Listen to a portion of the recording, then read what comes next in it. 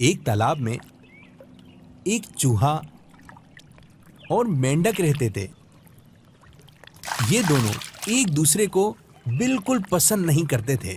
चूहे को शिकायत थी कि मेंढक हर वक्त टर टर टर करता रहता है, ना वक्त देखता है और ना ही मौसम।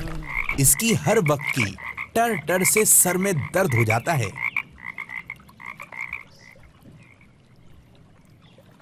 मेंढक कहता था कि ये चूहा तो चैन से नहीं बैठता, इसका तो काम बस घूमते रहना है। जब देखो सर हिलाता घूमता रहता है और पानी में हर वक्त छप छप करता रहता है।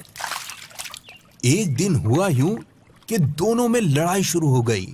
चूहे ने मेंढक से कहा, ए मेंढक, तुम ये तालाब छोड़कर चले जाओ, क्योंकि ये तालाब मेरा है और मुझसे पहले ये जगह मेरे बाप दादा की थी। ना ना ना, ये जगह हमारे बाप दादा की है, इसलिए तुम यहाँ से चले जाओ।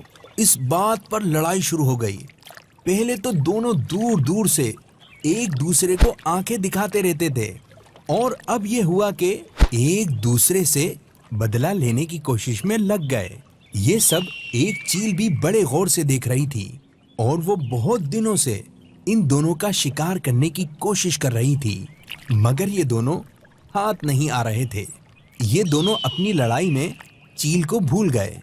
चील ने मुनासिब मौका देखा, तेजी से झपटी और इन दोनों को अपने पंजों में दबाकर उड़ गई।